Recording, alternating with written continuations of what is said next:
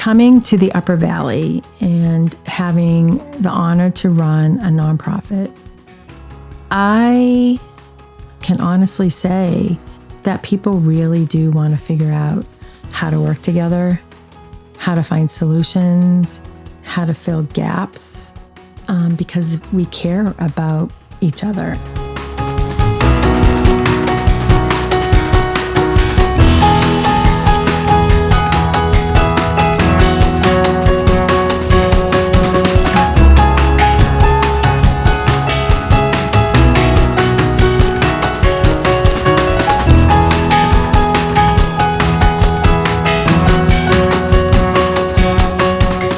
Hello, I'm Jess Chase, and welcome to the 6th episode of WISER. In this podcast, we take you on the journey of WISE's 50-year history in the Upper Valley, working to end gender-based violence through interviews with the folks who made WISE what it is today. Today, we put a special focus on the impact of WISE's prevention education program and how it's inspiring the Upper Valley's next generation to create a more peaceful world. And later, we'll hear from WISE's Executive Director, Peggy O'Neill, about her transformative time with WISE.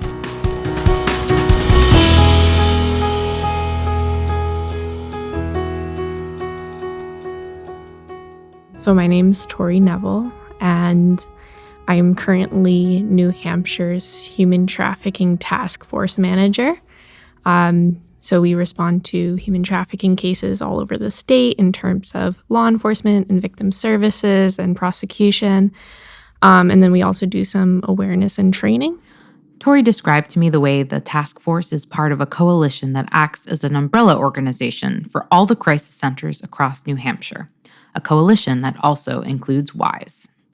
But basically, all of us together are working to provide services to survivors all across the state, make sure that everyone has that point person, that coverage, that advocate who's going to be there for them.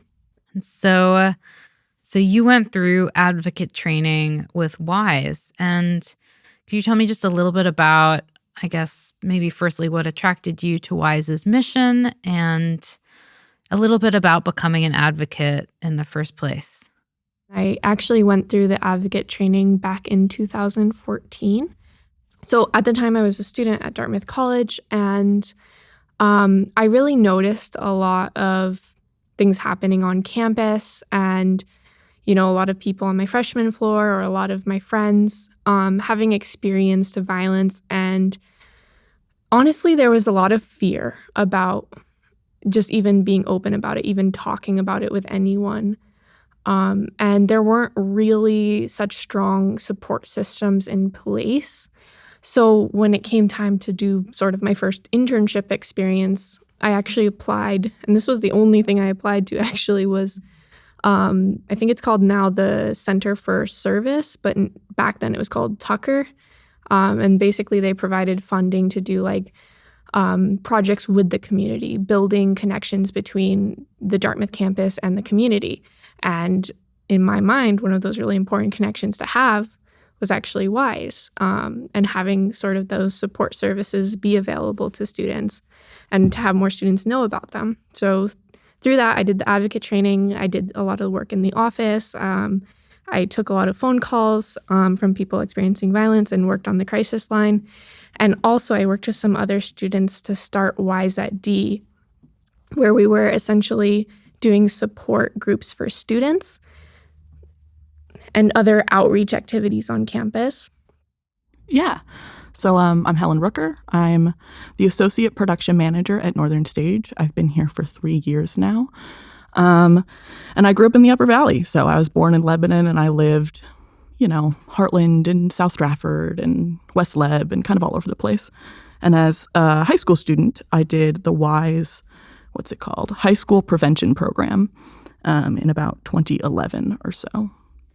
I also spoke with my Northern Stage coworker, Helen Rooker, who, like Tori, grew up in the Upper Valley and went through the WISE training in high school. They also shared the experience of knowing folks affected by gender-based violence. It's funny, when I was in high school, I didn't think about WISE. I didn't interact with WISE other than the one experience in school. And then when I was a senior in high school, a friend of mine experienced some sexual harassment and a little bit of stalking. And I didn't really know, I had no idea how to support her. I had no idea how to be there for her. And I think her sister maybe told her to call WISE. And that's what she did. And I know she talked on the crisis line for a really long time. I don't think she stayed in the safe house, but she was offered that option and she thought about it a lot and decided to stay with her family. And it was the first time I had seen WISE or any program like that step into a woman's life and say, we're here to help you and we're here to support you.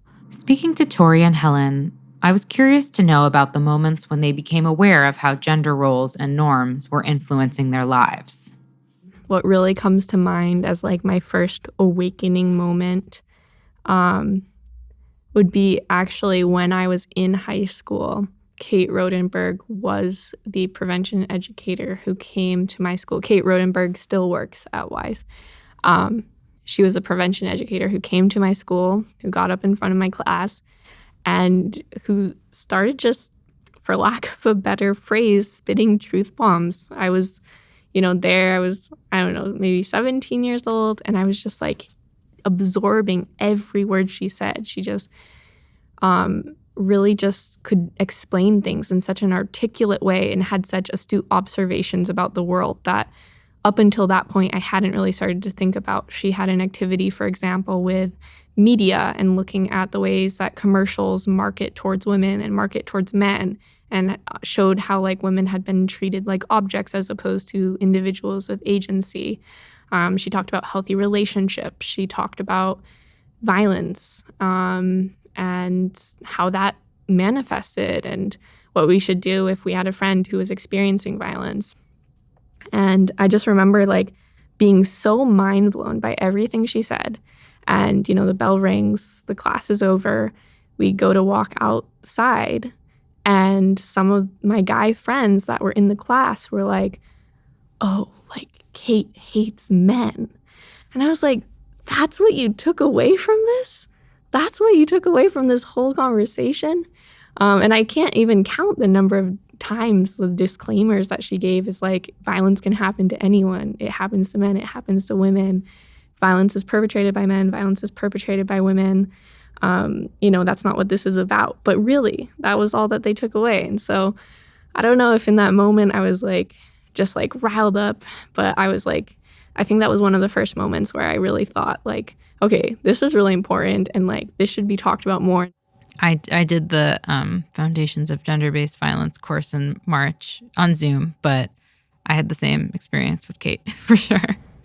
She's totally amazing. And I don't know, did she do the gender box activity for you as well? Was that where you learned that women just sort of are basically like screwed either way if you act like a woman or if you don't? Yeah, exactly. That was the one that blew my mind the most. Right? That one blew my mind too. And in the gender box activity, she talks about how it's harmful for both men and women who like step outside the gender box. Like men are insulted like as if they're women if they act too feminine, and how that hurts men and that doesn't allow men to express themselves the way that is true to them. For example, if they don't want to live or be a traditionally masculine individual. I asked Kate Rodenberg her perspective on the disconnect that Tori mentioned. It's easier to say that information is wrong, or that person just doesn't like me, or that person doesn't understand, like Kate's a man hater. So I can disregard this information that otherwise might be really challenging to the way that I relate right now. Social movements are asking people to give something up in order to, I would say, have something better, but that better is kind of unknown. And I think it's easier for people who can more immediately find themselves in the category of folks that are more likely to experience harm to say, yes, we have motivation to change this. We have motivation to believe this and work to be different. And there are people who, not just men, there are people who have a lot to lose by re-examining their lives, by having this reckoning, by opening themselves up to the possibility that the world that we live in isn't fair and isn't fair benefiting them. Helen also found their experience with WISE prevention education impactful. So it was part of my high school health class, my sophomore year of high school at Hanover High. At the time, I was living as a woman. I was assigned female at birth. I'm now non-binary. So I went through that program as a young woman.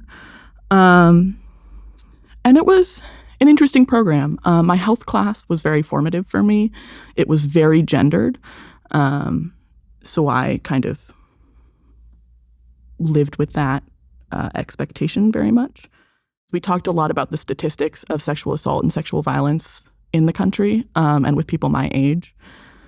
So the statistics I'm about to say are directly from WISE.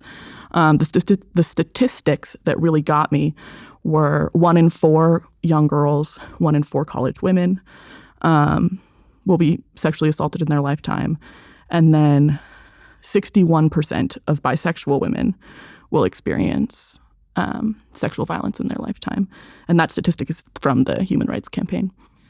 And hearing those numbers, and at the time I was a closeted young queer person. I didn't really know what my identity was going to be. At the time, I was like, okay, I'm bisexual. I didn't realize I was trans yet. But I kind of really took those statistics to heart when I went into college, when I kind of moved forward with my life. And I've always been a little bit sad that I got that out of the lesson because that wasn't the intention at all. You know, I was also learning about fluid gender norms and fluid gendered expectations and many more positive things that I should be holding on to. But because I wasn't ready as a young closeted queer person, I wasn't ready to confront the loosening of gendered norms because I felt very safe within them. And then when I came back from college, again, I had kind of forgotten about WISE. I knew they still existed, but it wasn't something I thought about in my daily life until I was really deeply questioning my gender. And I was really deeply questioning my gender, and I was starting to experience pushback from strangers around me, people who didn't like that I wasn't presenting as cisgender anymore. And I started to think about, what do I do if I get to a point where I am not safe? What do I do if the people in the town I live, the people, I don't know, at the grocery store I go to, start really attacking me more than the kind of subtle attacking that I had been getting? And the first thing that popped into my head was I could call WISE. If I really needed to get out, I know they have a safe house. And that was deeply comforting to me. And I think it's deeply comforting to other people in the Upper Valley, especially underrepresented people in the Upper Valley, knowing that there's someone to call, knowing that there's a house that you can go be protected at if you need to. Was very comforting to me, and I imagine it's very comforting to lots of other people in the area. So in terms of, how WISE is tied up in my idea of the Upper Valley, it's a big part of that safety, I feel.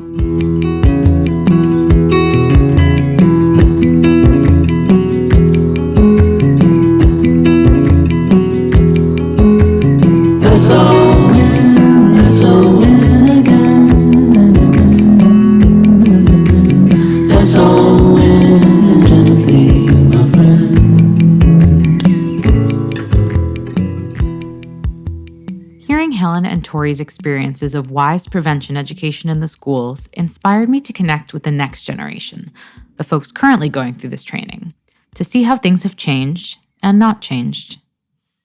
I'm Celine. I'm WISE's youth program manager. I'm Annika Subramanian, and I just finished sophomore year at Hanover. I'm Elsa. I just finished my junior year. Are there sort of lessons like that or moments like that in, your training from WISE or from any of these other speakers that really blew your mind in some way or changed the way you thought about gender or yourself or your community? I think little comments that you hear in the hallway, or there was this whole social media Instagram account that was sharing people's stories. And I think that was really shocking to see, and how common it is and normalized. So I think that made me realize that it's a much larger issue than it may seem like, especially in high school.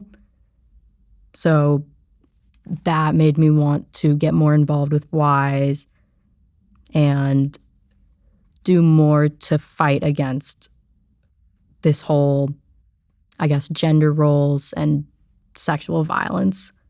I would also say it was kind of surprising, or I don't know, I guess I hadn't really realized that there was that very strong correlation between those little things you hear in the hallways and then between that and the gender-based violence, because for me, they had always kind of existed as two separate entities, and I guess realizing that one leads directly into the other was kind of eye-opening, but it also made it feel like, okay, there's something we can do about it. We can just, if we can try to stop it at the root. And for you, Celine, I'm curious if there is a lesson. I know all of them are important, but, similarly, is there a lesson or a message that you feel most passionately about imparting to students when you speak to them? Definitely. I think I end every class kind of instilling in people that we can make a difference. Like, we are so much more powerful together. We are so much more powerful than the world wants us to believe. And so having these really tangible and clear ways of showing support, whether that's saying, when people put other people down, standing up for them, or when we hear comments that make sexual violence seem like not a big deal, or the insults that people use to put down people, especially women, or people of various sexualities or genders, right? That those little things, as Elsa was saying, add up, and we have the power to do and say something every day. And it's like, I think of it as like, maybe each droplet by itself doesn't feel like that significant. And then all of a sudden, everybody is contributing their own little droplet, and it becomes an entire waterfall. And we've only come as far as we have because groups of people have gotten together and said, we don't want this to happen in our communities. We don't want this to happen in our schools, and we're going to do something about it. I love that. It's an amazing lesson to impart to everyone. And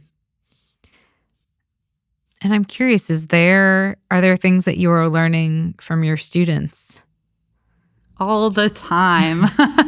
I feel like my students teach me so much about the culture that we're living in. They're the experts in like their environment and what's going on around them. And so I see myself as sort of just a facilitator of like, here's my lens, and like, tell me how you make sense of this. Like, tell me what you're seeing in your life. And seeing students make the connection between like, these are the things I'm witnessing in my school hallways. These are the conversations I'm having with my friends.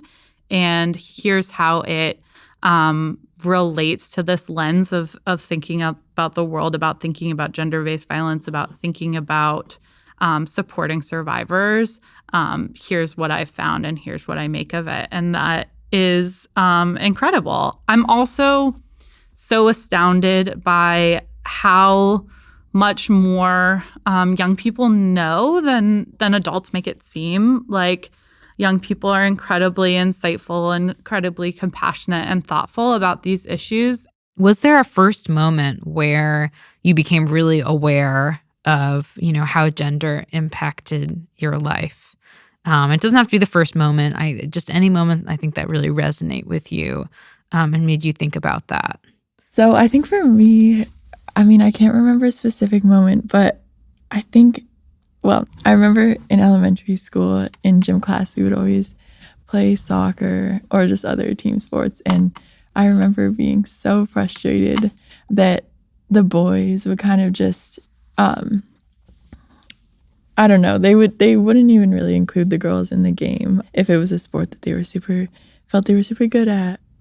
Yeah, I was also thinking about sports and the whole kind of idea that girls aren't as strong as boys. And for me, I think I remember one specific moment where I was at a climbing gym, like rock climbing walls, and I was with a group of boys in a sports team, and they were all trying to climb up this one wall and they couldn't do it.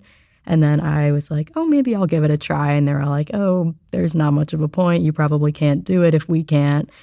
But I was able to do it, probably because I am smaller than all of them and don't have to pull up as much weight. But so I think that was really nice to be able to prove them wrong.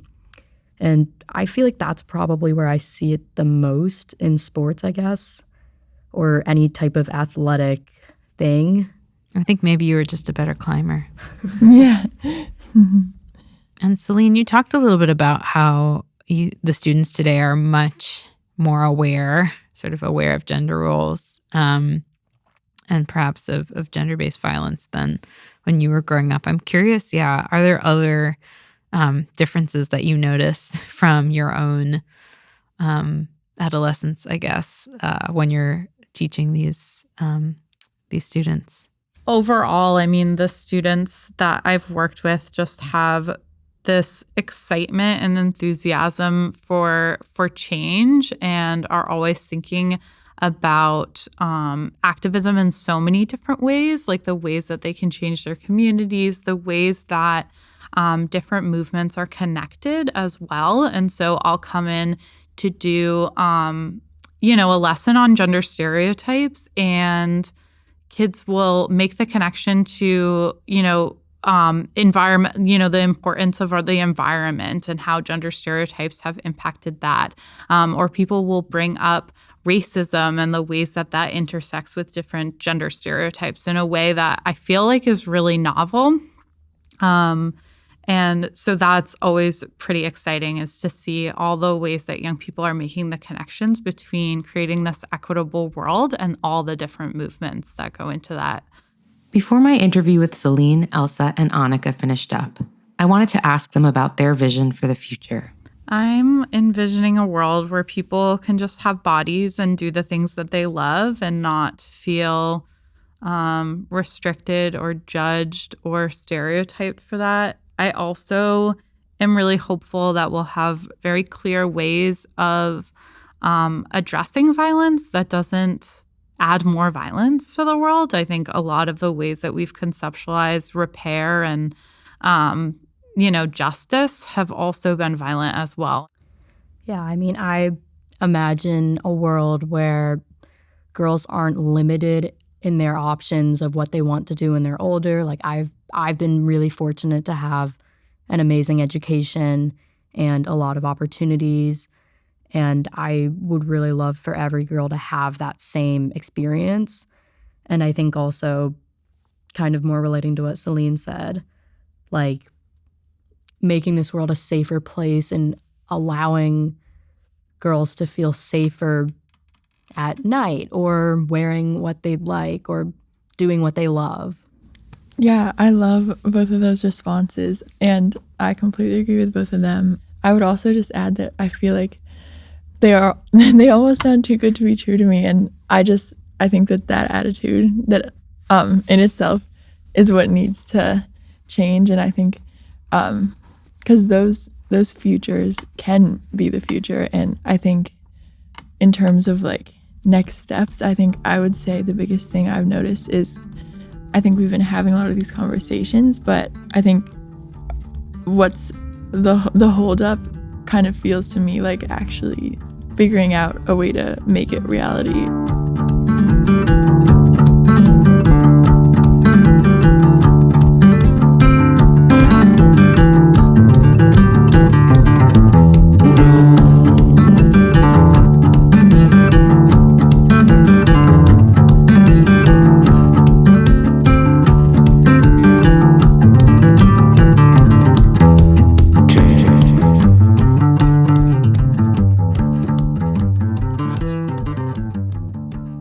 Sometimes the things that we think of as depressing, like this is happening all the time, you can't escape it, you could also think of as like, these are the opportunities that we have every day to be making little different choices. And those little different choices add up to different conditions that we all get to live in. More empowerment for women, more visibility, more role models that stand up and say, let's be tough, let's support others, let's don't rip down other women, let's be there for them, let's share what we have. To be independent and able to care for themselves and see things a little differently. See that they can be equal and can play important roles in life. Whatever they choose, they can live and work towards a peaceful and fulfilling life, to be able to sit with their vision and understand that change can be their real life. There's something incredibly hopeful about how people in our community and beyond, their determination, both as activists and as survivors and as activist survivors, and the people that I work with on a daily basis in the systems that are trying to support them and hold other people accountable. And growing up in a community that says, well, that's just the way our community is, and taking those values elsewhere in their lives and inspiring others to disperse it into other communities is a tremendous direction that I see WISE going and able to really achieve big things. I was listening to Pat Glowa talk about her fantasy, like her fantasy world. And I just remember thinking, like, what about that is unattainable? Like, none of this quote unquote thing that we think is fantasy is like unreasonable. Well, I think that's how change actually happens in many ways and for many issues, is that, individuals change and eventually there's a pendulum point where enough people have changed their way of thinking that society goes in a different direction. Yeah, people who know about WISE like it, but now I think it's evolved and grown to the point where many people in the community really feel a responsibility to be part of the solution that WISE provides, right? So there's a level of ownership in a really proud way, in a really positive way, from all different parts of the community, and that's really cool. Because we have to. We can't move forward if we don't do it. This sounds really trite, but we have to work together to move forward. Those were visions of the future from some of the folks we've spoken to thus far on WISER. I got a chance to sit down with WISE's executive director, Peggy O'Neill, to talk to her a little bit about how WISE has grown in her 18 years there and to hear her hopes for its next 50. I started our conversation by asking her about what drew her to nonprofit work and a lifelong mission for social change.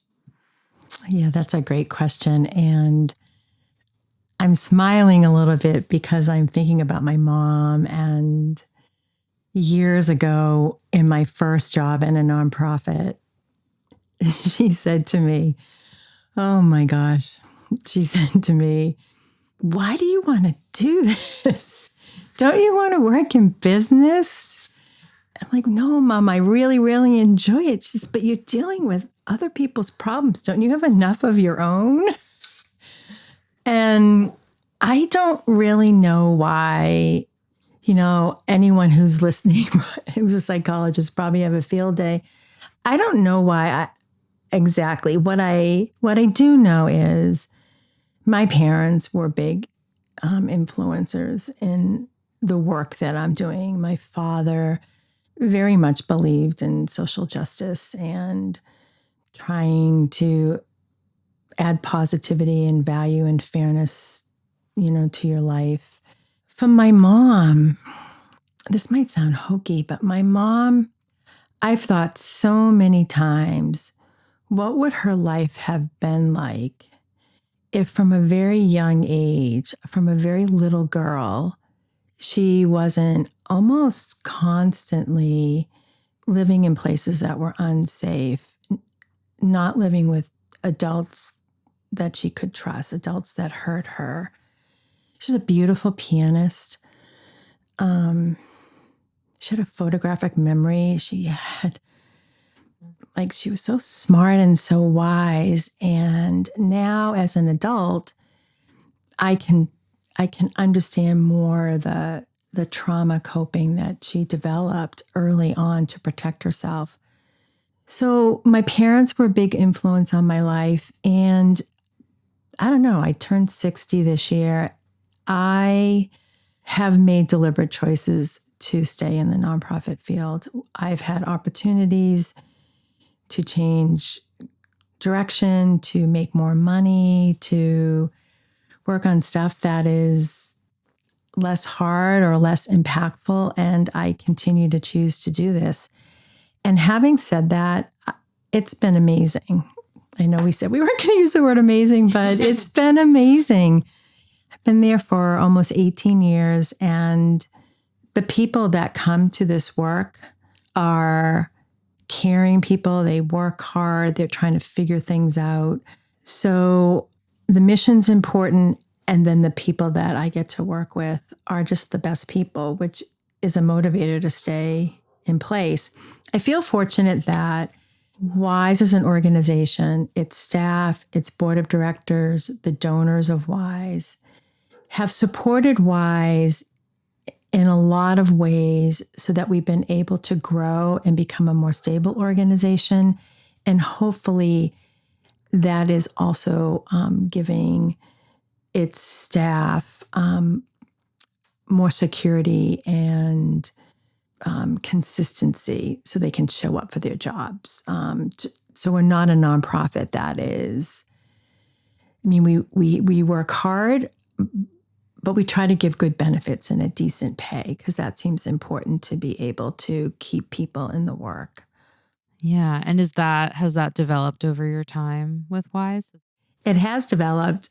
Early on, with the strategic planning that the organization did early on when I started, we made some decisions to support staffing, to support retention of staff, to engage more people in the community through our volunteer program in the work.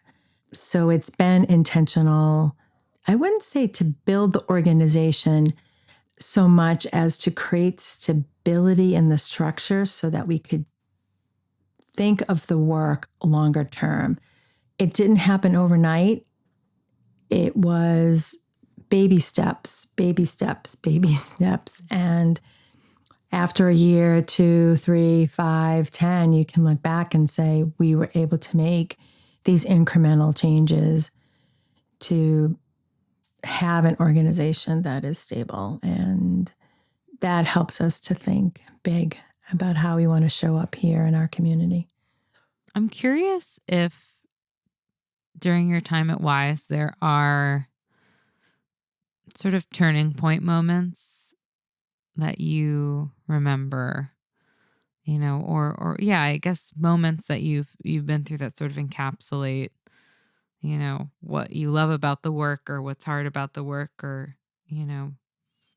moments where WISE has kind of shifted in a fundamental way.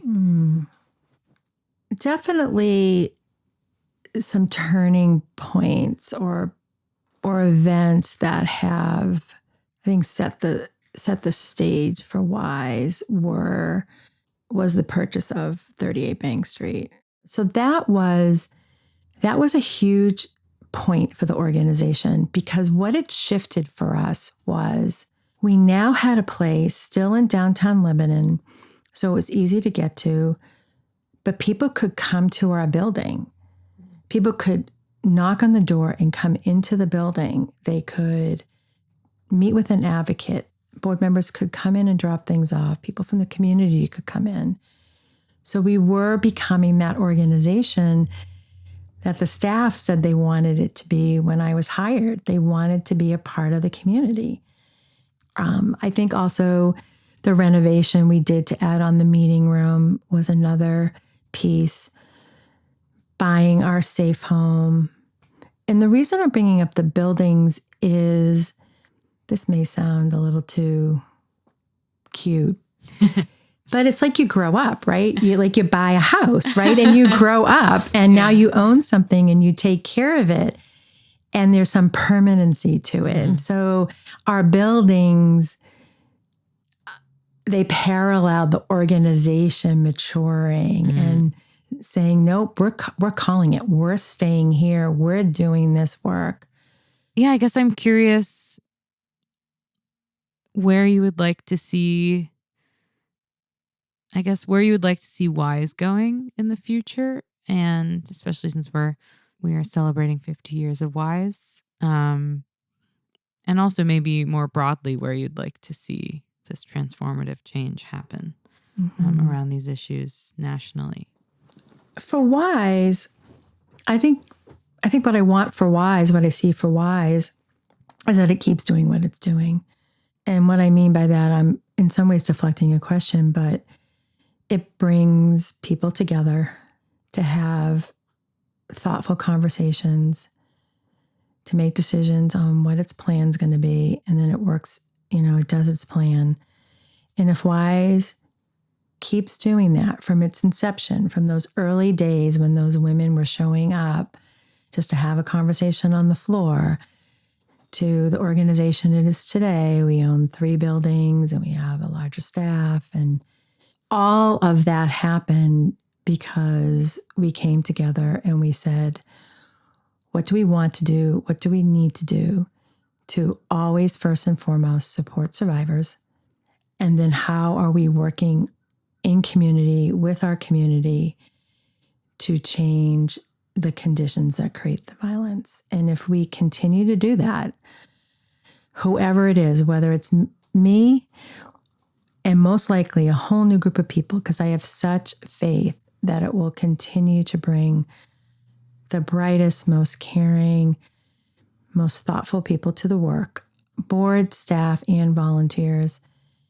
It's going to figure out what the next iteration of WISE is. If I was predicting as well as a want, I would like there to be less victims, right? Because people their lives, they're not living in isolation. They're not being harmed.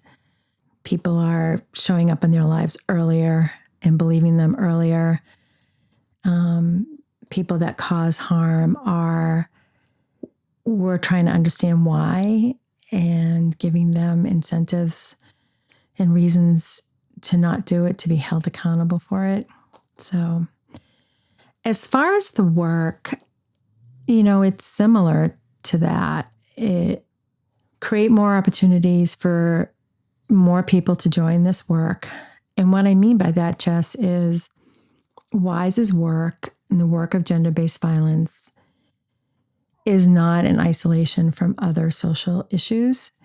And so how we can connect and work with other organizations and other people who are trying to create a world where everyone has dignity and everyone can thrive, to find those pieces of our work where we can build more capacity, where we can say, where's the transformative opportunity here if we come together? I think we'll be able to see some big change. To me, it started to feel like just kind of an oral history of how this organization came to be through the people who made it what it is. And that, I think, is exciting because, as you say, like, relationships are the first priority. And so I think what this is more than anything is an opportunity to meet people who are passionate about this work and who care about this work. And that, to me, hopefully is sort of, will be seductive and sort of uncover something that, as you say, is often thought of as like, ooh, like not something I want to think about or talk about all the time, but also, as you said, intersects with all of our lives in some And, way. when I started at WISE, the logo, WISE's logo was, that the silhouette of that person looks like a woman, like in a window. You can't see her face. You don't know whether she's contemplative or sad or unsafe or suicidal or, but she doesn't have a face. Like she isn't, she's hidden in so many ways. And we don't want to hide anymore. That's what the staff said to me when, they grilled me before I was hired. They didn't grill me. They were great, but they did. They said, we want to get out. We want to meet people. We want to talk about the work we're doing. And that's what we did. That's what we do.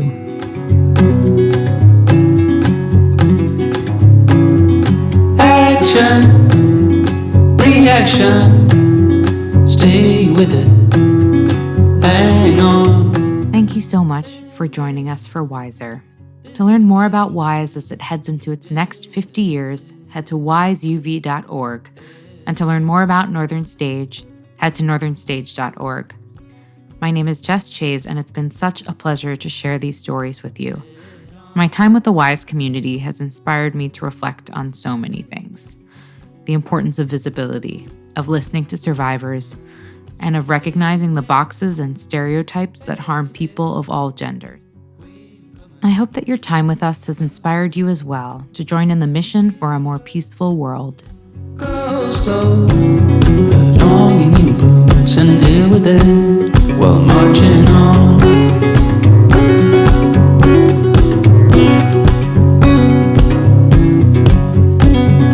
Head on.